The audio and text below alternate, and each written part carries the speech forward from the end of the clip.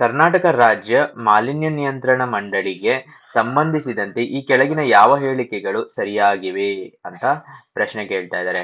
ಮಂಡಳಿಯನ್ನು ಪರಿಸರ ಸಂರಕ್ಷಣಾ ಕಾಯ್ದೆ 1986ರ ಅಡಿಯಲ್ಲಿ ಸ್ಥಾಪಿಸಲಾಗಿದೆ ಅಂತ ಕ್ವೆಶ್ಚನ್. ಈ ಮಂಡಳಿಯ ಕೇಂದ್ರ ಕಚೇರಿ ಬೆಂಗಳೂರಿನಲ್ಲಿದೆ.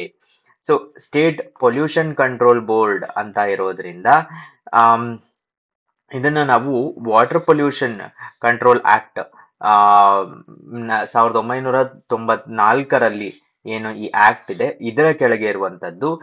ಇದು ಎನ್ವೈರನ್ಮೆಂಟ್ ವಾಯುಮಾಲಿನ್ಯ ಆಕ್ಟ್ ಮತ್ತು ಪರಿಸರ ಸಂರಕ್ಷಣೆ ಕಾಯ್ದೆ ಎರಡನ್ನೂ ಇಂಪ್ಲಿಮೆಂಟ್ ಮಾಡುತ್ತೆ. ಸೊ ಹಾಗಾಗಿ ಈ ಪ್ಲಸ್ ವಾಟರ್ ಪೊಲ್ಯೂಷನ್ ಎಲ್ಲವನ್ನೂ ಇಂಪ್ಲಿಮೆಂಟ್ ಮಾಡುತ್ತೆ. ಬಟ್ ಇದು ಎಸ್ಟಾಬ್ಲಿಷ್ ಆಗಿರೋದು ಎನ್ವಿರಾನ್ಮೆಂಟ್ ಆಕ್ಟ್ ಅಡಿಯಲ್ಲ, ವಾಟರ್ ಪೊಲ್ಯೂಷನ್ ಆಕ್ಟ್ ಅಡಿ. ಕನ್ಫ್ಯೂಸ್ ಮಾಡ್ಕೋಬಾರ್ದು. ಪೊಲ್ಯೂಷನ್ ಅಂತ ಇಲ್ಲಿದೆ ಮತ್ತು ಪೊಲ್ಯೂಷನ್ ಪ್ರಿವೆನ್ಷನ್ ಅಂಡ್ ಪೊಲ್ಯೂಷನ್ ಅಂತ ನೆನಪಿದೆ. ಸೊ ಹಾಗೆ ನೆನ್ಪಿಟ್ಕೋಬಹುದು. ಮತ್ತು ಇದರ ಹೆಡ್ ಆಫೀಸ್ ಬೆಂಗಳೂರಲ್ಲಿದೆ. ಕರೆಕ್ಟ್ ಆಗಿದೆ. Karnataka related environment current affairs ಪ್ರಶ್ನೆ. ಮುಂದಿನ ಪ್ರಶ್ನೆ, ಕರ್ನಾಟಕದ ಪಶ್ಚಿಮ ಘಟ್ಟಗಳ ಪ್ರದೇಶದಲ್ಲಿ ಕಂಡುಬರುವ ಕೆಳಗಿನ ಯಾವ ಪ್ರಾಣಿಗಳು ಐಯುಸಿಎನ್ನ ತೀವ್ರ ಅಳಿವಿನಂಚಿನಲ್ಲಿರುವ ಅಂದ್ರೆ ಕ್ರಿಟಿಕಲಿ ಎಂಡೇಂಜರ್ಡ್ ಸ್ಪೀಶೀಸ್ ಜಾತಿಯ ವರ್ಗಕ್ಕೆ ಸೇರಿವೆ? ಸೊ ಫಸ್ಟ್ ಇವೆಲ್ಲವೂ ಪಶ್ಚಿಮ ಘಟ್ಟದಲ್ಲಿರುವಂತಹದ್ದೇ ಆಗಿದೆ ಮತ್ತು ಇದರಲ್ಲಿ ಕೆಲವು ಮಾತ್ರ ಕ್ರಿಟಿಕಲಿ ಎಂಡೇಂಜರ್ಡ್. ಯಾವುದಲ್ಲ ಅಂತ ಹೇಳ್ಬೇಕು. ದತ್ತಾತ್ರೇಯ ರಾತ್ರಿ ಕಪ್ಪೆ, ಸಿಂಹ ಬಾಲದ ಮೆಕಾಕ್ ಮತ್ತು ಗ್ಲಿಪ್ಟೋಫೊರಾಕ್ಸ್ ಕುದುರೆಮುಖಿನಿಸ್ ಮತ್ತು ಕೊಟ್ಟಿಗೇರ್ ಡ್ಯಾನ್ಸಿಂಗ್ ಫ್ರಾಗ್ ಅಂತ ಕೊಟ್ಟಿದ್ದಾರೆ. ಸೊ 1 2 3 2 3 4 1 3 4 ಹಾಗೂ 1 2 3 4. ಲಯನ್ ಟೈಲ್ಡ್ ಮಕಾಕ್ ಏನಿದೆ ಇದು ಬಹಳ ನ್ಯೂಸಿನಲ್ಲಿ ಯಾವಾಗ್ಲೂ ಇರುವಂತದ್ದು ಮತ್ತು ಇದು ಕ್ರಿಟಿಕಲಿ ಎಂಡೇಂಜರ್ಡ್ ತೀವ್ರವಾಗಿ ಅಳಿವಿನಂಚಿ ಇರುವಂತದ್ದಲ್ಲ. ಸೊ 2 ಅನ್ನ ನಾವು ಎಲಿಮಿನೇಟ್ ಮಾಡಬಹುದು. ಸೊ 2 ಎಲಿಮಿನೇಟ್ ಮಾಡ್ತಿದ್ದಂಗೆ ಸೊ ಇಲ್ಲಿ ನೋಡ್ಬೋದು, ಇಲ್ಲಿ 2 ಇದೆ, ಇದನ್ನ ಕ್ಯಾನ್ಸಲ್ ಮಾಡಬಹುದು. ಇಲ್ಲಿ 2 ಇದೆ, ಇದನ್ನ ಕ್ಯಾನ್ಸಲ್ ಮಾಡಬಹುದು ಮತ್ತು ಇಲ್ಲಿ ಕೂಡ 2 ಇದೆ, ಇದನ್ನು ಕ್ಯಾನ್ಸಲ್ ಮಾಡಬಹುದು. Option C is right answer. So ಏನಪ್ಪಾ ಲಯನ್ ಟೇಲ್ಡ್ ಮಕಾಕ್ ಅಂದ್ರೆ ಇದು ಲಯನ್ ಟೇಲ್ಡ್ ಮಕಾಕ್. ಓಕೆ, ಇದು ಐಯುಸಿಎನ್ನ ಬರೀ ಎಂಡೇಂಜರ್ಡ್ ಅಂದ್ರೆ ಅಳಿವಿನಂಚಿನಲ್ಲಿರುವಂತದ್ದು. ಅದರ ಪ್ರಶ್ನೆ ಇರೋದು ತೀವ್ರವಾಗಿ ಅಳಿವಿನಂಚಿನಲ್ಲಿರುವಂತದ್ದು. So option C correct. ಇದನ್ನ ಬಿಟ್ಟು ಇನ್ಯಾವುದಿದಾವೆ ಅಂತ ಕೇಳಿದ್ರೆ ಗುಂಡಿಯಾ ಭಾರತೀಯ ಕಪ್ಪೆ, ಸೈಲೋರಿನಸ್ ಟೆನ್ಯೂರ್ ಅಂತ, ಕೋಲಾರ್ ಲೀಫ್ಡ್ ಬ್ಯಾಟ್. ಇವೆಲ್ಲವೂ ನಾವು ನೆನಪಿನಲ್ಲಿ ಇಟ್ಕೊಳ್ಳೋದು ಕಷ್ಟ. ರಫ್ ಆಗಿ ಹೇಳ್ತೀನಿ ಹೇಗ್ ನೆನ್ಪಿಟ್ಕೋಬೇಕು ಅಂತ. ಫ್ರಾಗ್ಗಳು 3 ಇದಾವೆ. ಓಕೆ, ಇದು ಮತ್ತು ಇದು ಏನಿದೆ ಇವೆರಡು ಫಿಶಸ್. ಓಕೆ, ಮತ್ತು ಒಂದು ಬ್ಯಾಟ್ ಇದೆ. ಇವೆಲ್ಲವೂ ಕ್ರಿಟಿಕಲಿ ಎಂಡೇಂಜರ್ಡ್ ಅಂತ ನೆನ್ಪಿಟ್ಕೋಬೇಕು. ಓಕೆ, ಮತ್ತೆ ಇನ್ನು ಉಳಿದವು ಯಾವ್ದಾದ್ರು ಬಂದ್ರೆ ಈ ತರದ್ದು ಅದನ್ನಲ್ಲ ಅಂತ ಗೆಸ್ ಮಾಡೋದ್ರಿಂದ ಹೆಲ್ಪ್ ಆಗುತ್ತೆ. ಮುಂದಿನ ಪ್ರಶ್ನೆ, ಕೆಳಗಿನವುಗಳಲ್ಲಿ ಯಾವುದು ಸರಿಯಾಗಿದೆ? ಸಂರಕ್ಷಣಾ ಮೀಸಲುಗಳು ರಾಜ್ಯ ಸರ್ಕಾರದ ಒಡೆತನದ ಯಾವುದೇ ಪ್ರದೇಶವಾಗಿದೆ, ವಿಶೇಷವಾಗಿ ರಾಷ್ಟ್ರೀಯ ಉದ್ಯಾನಗಳು ಅಥವಾ ಅಭಯಾರಣ್ಯಗಳ ಸಮೀಪದಲ್ಲಿ ಅಂತ ಹೇಳ್ತಾ ಇದ್ದಾರೆ. ಸೊ ಇದನ್ನ ಫಸ್ಟ್ ಸ್ಟೇಟ್ ಗವರ್ನಮೆಂಟ್ ಮಾಡ್ತಾರಾ? ಹೌದು, ಸ್ಟೇಟ್ ಗವರ್ನಮೆಂಟೇ ಮಾಡುವಂತದ್ದು. ಫಾರೆಸ್ಟ್ ಡಿಪಾರ್ಟ್ಮೆಂಟಿನ ವೆಬ್ಸೈಟ್ಗೆ ಹೋದ್ರೆ ನಿಮ್ಗೆ ಸಿಗುತ್ತೆ ಕನ್ಸರ್ವೇಷನ್ ರಿಸರ್ವ್ಸ್ ಕರ್ನಾಟಕದಲ್ಲಿ ಯಾವುದು ಅಂತ.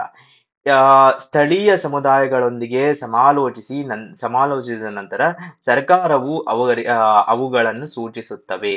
ಎಸ್, ಇದು ಸರಿಯಾಗಿದೆ.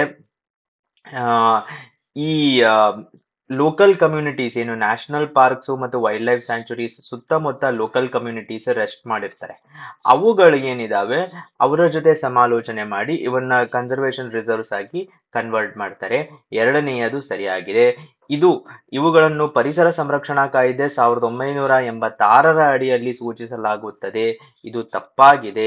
ಯಾಕೆ ಅಂದ್ರೆ ಇದನ್ನ ವೈಲ್ಡ್ ಲೈಫ್ ಪ್ರೊಟೆಕ್ಷನ್ ಆಕ್ಟ್ ಅಂದ್ರೆ ವನ್ಯಜೀವಿ ರಕ್ಷಣಾ ಕಾಯ್ದೆ 1992ರ ಸೆಕ್ಷನ್ 36 ಅಲ್ಲಿ ಘೋಷಿಸಲಾಗುತ್ತೆ. ಏನು ಅಂದ್ರೆ ಭೂದೃಶ್ಯಗಳು, ಕಡಲ ತೀರಗಳು, ಸಸ್ಯಗಳು, ಪ್ರಾಣಿಗಳು ಮತ್ತು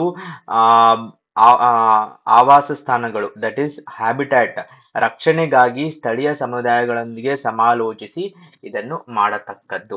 ರಫ್ ಆಗಿ ಸ್ಟೇಟ್ ಗವರ್ನಮೆಂಟ್ ಡಿಕ್ಲೇರ್ ಮಾಡೋದು, ಸ್ಥಳೀಯರ ಜೊತೆ ಡಿಸ್ಕಸ್ ಮಾಡಿ ಮಾಡುವಂಥದ್ದು ಮತ್ತು ವೈಲ್ಡ್ ಲೈಫ್ ಪ್ರೊಟೆಕ್ಷನ್ ಆಕ್ಟ್ ಕೆಳಗಡೆ ಮಾಡುವಂಥದ್ದು.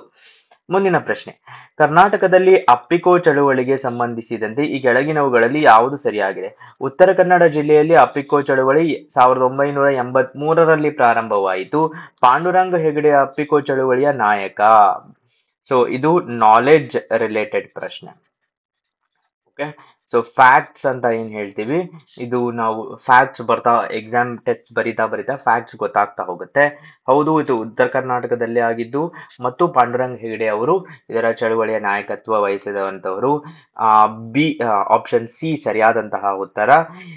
ಇದು ಚಿಪ್ಕೋ ಮೂಮೆಂಟ್ ಅಂತ ಏನ್ ಹೇಳ್ತಾರೆ, ಅದರ ಇನ್ಸ್ಪಿರೇಷನ್ ನನ್ನ ತಗೊಂಡು ಮಾಡಿರುವಂತದ್ದು. ಸೊ ಆ ಪಾಯಿಂಟ್ ಆಫ್ ವ್ಯೂ ಇಂದ ಕರ್ನಾಟಕ ಎನ್ವಿರಾನ್ಮೆಂಟ್ ರಿಲೇಟೆಡ್ ಪ್ರಶ್ನೆ ಇದು. ಈ ಕೆಳಗಿನವುಗಳಲ್ಲಿ ಕ್ಯಾಸನೂರ್ ಅರಣ್ಯ ರೋಗದ ಬಗ್ಗೆ ಯಾವ ಹೇಳಿಕೆ ತಪ್ಪಾಗಿದೆ ಅಂತ ಕೇಳ್ತಾ ಇದ್ದಾರೆ. ಕ್ವೆಶನ್ ಡೀಟೇಲ್ ಆಗಿ ಓದ್ಬೇಕು. ಸೊ ಯಾವುದು ತಪ್ಪಾಗಿದೆ? ಇದು 1960ರ ದಶಕದಲ್ಲಿ ಶಿವಮೊಗ್ಗ ಜಿಲ್ಲೆಯಲ್ಲಿ ಮೊದಲ ಬಾರಿಗೆ ಕಾಣಿಸಿಕೊಂಡಿತು. ಹೌದು, ಸರಿಯಾಗಿದೆ. ಶಿವಮೊಗ್ಗದ ಸೊರಬ ತಾಲೂಕಿನಲ್ಲಿ ಫಸ್ಟ್ ಟೈಮ್ ಕಾಣಿಸ್ಕೊಂಡಿತ್ತು ಕ್ಯಾಸನೂರ್ ಫಾರೆಸ್ಟ್ ಡಿಸೀಸ್ ಅಂತ. ಇದು ಉಣ್ಣಿ ಮೂಲಕ ಹರಡುವ ವೈರಲ್ ಸೋಂಕು, ಟಿಕ್ಸ್ ಅಂತ ಏನ್ ಹೇಳ್ತೀವಿ, ಅದರ ಥ್ರೂ. ಬಹಳಷ್ಟು ಜನ ಇದು ಮಂಕೀಸ್ ಥ್ರೂ ಹರಡುತ್ತೆ ಅಂತ ಕನ್ಫ್ಯೂಸ್ ಮಾಡ್ಕೊಂಡು ಇದು ತಪ್ಪಾಗಿದೆ ಅಂತ ಹಾಕ್ತಾರೆ. ಅಲ್ಲ, ಇದು ಮಂಕೀಸ್ ಅಲ್ಲಿ ಅಂದ್ರೆ ಮಂಗಗಳಲ್ಲಿ ಫಸ್ಟ್ ಕಾಣಿಸಿಕೊಂಡು ಅದನ್ನ ಅಫೆಕ್ಟ್ ಆಗಿ ಅದರಿಂದ ಮಂಗಗಳು ಸಾಯುವುದನ್ನ ಸ್ಟಾರ್ಟ್ ಆದವು ಎಲ್ಲಿ? ಕೆಸನೂರಿನಲ್ಲಿ, ಶಿವಮೊಗ್ಗ ಜಿಲ್ಲೆ ಸೊರಬದಲ್ಲಿ. ಆಗ ಅದನ್ನ ಸಂಶೋಧಿಸಿದಾಗ ಏನು ಸಿಕ್ತು ಅಂದ್ರೆ ವೈರಲ್ ಡಿಸೀಸು ಟಿಕ್ಸ್ ಇಂದ ಹರಡುವಂಥದ್ದು. Today it is eliminated from Karnataka. ಇದು ತಪ್ಪಾದ ಉತ್ತರ. So option C is wrong answer. 1 ಮತ್ತೆ 2 ಸರಿಯಾಗಿದೆ. ಸೊ ಯಾವುದು ತಪ್ಪು ಅಂತ ಕೇಳಿದ್ರೆ ಸಿ ಇಸ್ ರೈಟ್. ಯಾಕೆ ಅಂದ್ರೆ ಅದು ಇವತ್ತಿಗೂ ಪ್ರಿವೇಲೆಂಟ್ ಈವನ್ ಟುಡೇ ಮಲೆನಾಡು ರೀಜನ್ಗಳಲ್ಲಿ, ಇಂದಿಗೂ ಮಲೆನಾಡು ಪ್ರದೇಶಗಳಲ್ಲಿ ಪ್ರಚಲಿತವಾಗಿದೆ ಕೆಸನೂರು ಫಾರೆಸ್ಟ್. ಹೇಗೆ ಹರಡುತ್ತೆ ಅನ್ನೋದ್ರದ ಇಮೇಜ್ ಇದೆ, ಇಲ್ಲಿ ನೋಡ್ಬೋದು ನೀವು. So monkeys and small mammals common hosts. So ಅವು ಸ್ಪ್ರೆಡ್ ಮಾಡುವಂಥದ್ದಲ್ಲ, can cause with high fatality. Okay, so ಇದು ಕೆಸನೂರ್ ಬಗ್ಗೆ. ರೈಟ್. ಮುಂದಿನ ಪ್ರಶ್ನೆ, ಕರ್ನಾಟಕದ ರಾಜ್ಯದಲ್ಲಿ ಈ ಕೆಳಗಿನವುಗಳಲ್ಲಿ ಎಷ್ಟು ಸಂರಕ್ಷಣಾ ತಾಣಗಳಿವೆ ಅಂತ ಕೇಳ್ತಾ ಇದ್ದಾರೆ.